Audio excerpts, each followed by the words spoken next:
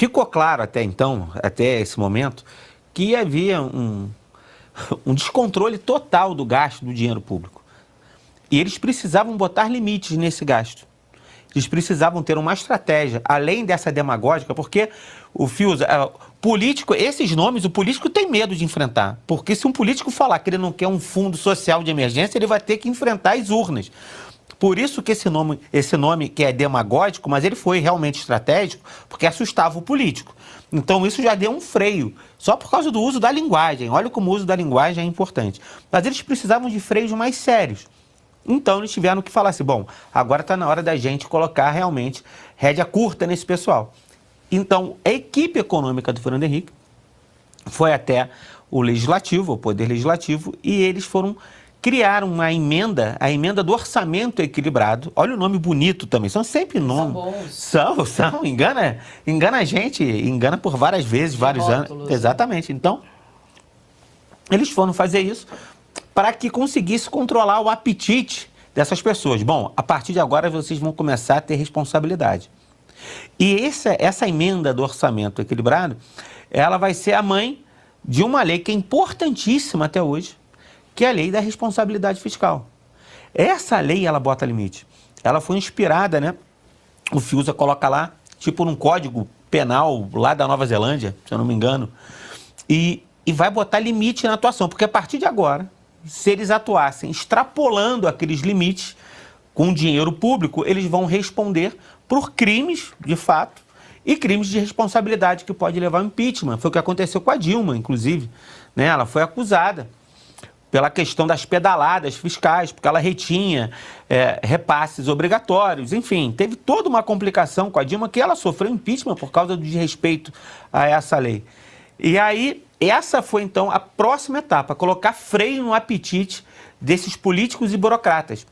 E a gente percebe que essa lei atualmente, ela pode sofrer algum afrouxamento.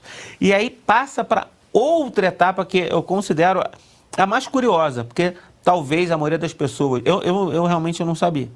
Fui aprender isso com o Fiuza, que é a atuação do Conselho Monetário Nacional. A atuação deles, ele é um órgão superior no sistema financeiro nacional e um dos seus objetivos é encaminhar, sugerir quais vão ser os gastos da União.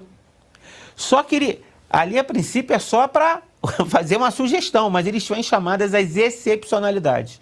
E com essa palavrinha mágica, excepcionalidade, eles pegavam essa mangueira e furavam cada vez mais, que vai acabar dando vazão a vários outros escândalos que são abordados também dentro do capítulo. E precisava frear isso. Então, primeiro foi a responsabilidade fiscal. E agora, como o Fernando Henrique ia frear isso? Ele vai nessa reunião, por isso que é muito interessante você vivenciar essa história, isso acontecendo de fato. A gente ilustra como que vocês assistem, estão assistindo pedaços agora, estão tendo oportunidade de conhecer. A gente ilustra essas reuniões onde o Fernando Henrique teve que frear esse pessoal.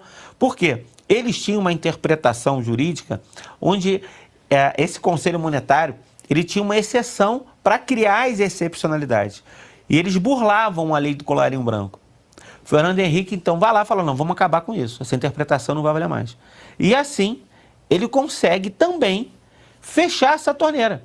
Então, ele vem fazendo essa faxina orçamentária, ele começa a criar mecanismos de controle, botando limites pela lei de responsabilidade fiscal, faz a aplicação da lei. Olha como, cara, não é difícil fazer o Brasil dar certo. Aplica a lei. É só aplicar a lei, a gente tem. O que não falta no Brasil é lei. Eu acho que deveriam até ter menos leis e leis mais eficientes. Mas essa é outra discussão. Mas ele, quando falou, não vai valer mais a excepcionalidade para vocês. E aí eles acabam concordando, porque sabiam que iam se ferrar, se peitasse o presidente. E ali nesse momento do capítulo, você vê a casa se arrumando. E a última etapa do nosso episódio é a chegada de Pedro Malan, e o Pedro Malan é uma das peças mais importantes. Ele chega realmente agora para comandar, né, a economia, o Banco Central, o Ministério da Fazenda, ele chega ali para comandar, e aí você fecha, né, com essa chave de ouro, e você percorre, Paula, todo esse caminho dessa faxina orçamentária e de toda a luta que foi para acabar com esses feudos, como, né, disse o Fiuza, porque realmente ninguém quer abrir mão disso. Eles não tinham responsabilidade nenhuma nos gastos. Então esse episódio eu considero um dos mais importantes e mais interessantes de toda a série. Fiuza, então, só para a gente fechar aqui o raciocínio do Marcos, quando a equipe econômica consegue fechar essas torneirinhas das excepcionalidades, aí surge a ideia embrionária da lei de responsabilidade fiscal de 2000, é isso?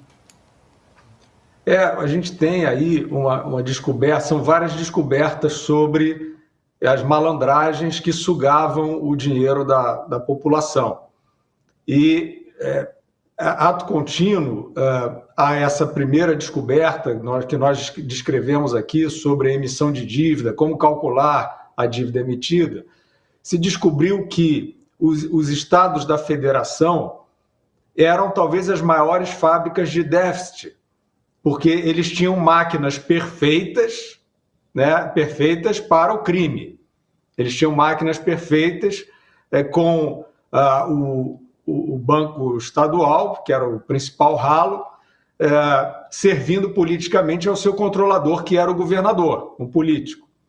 Então, como o Marco já assinalou também, Banespa, Banerj e vários outros bancos estaduais eram usados dessa maneira. Então, o que se descobriu aí era que, além de um choque de gestão a nível federal, era preciso você repactuar a República.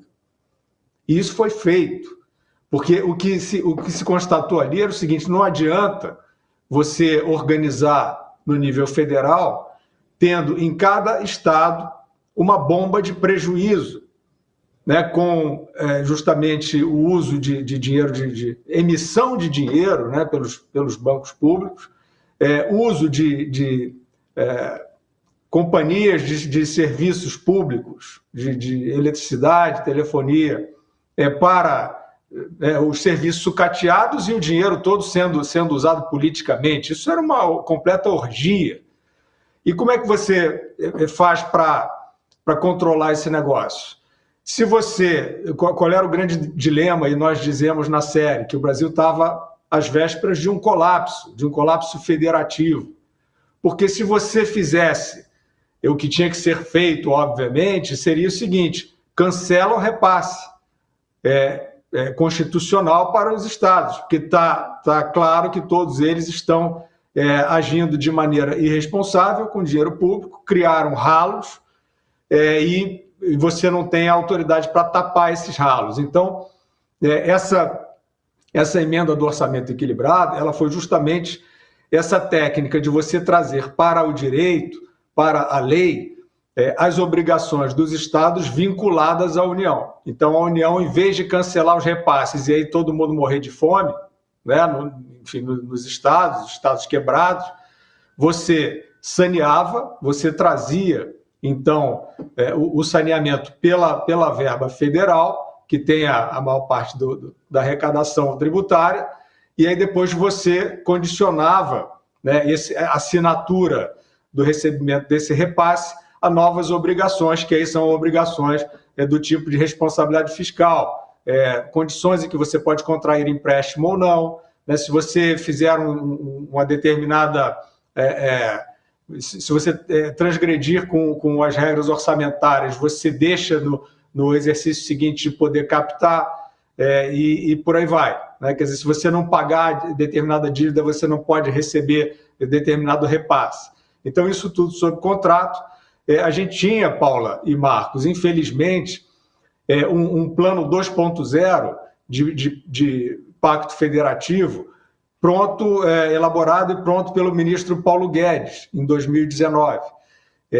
Essa receita estava já provisionada para ser repassada aos estados, com um avanço ainda maior sobre obrigações. Aí realmente os entes da federação passariam a ser praticamente autônomos em termos do exercício da sua responsabilidade fiscal, mas com obrigações muito mais severas e o saneamento total das suas contas por essa verba. E, infelizmente, sobreveio a pandemia e essa verba foi praticamente inteira, exatamente essa, para o socorro de saúde, e se perdeu, né? Perde-se oportunidade, né? Então, perdemos a oportunidade ali, nessa gestão em 2019, de fazer o novo Pacto Federativo Brasileiro.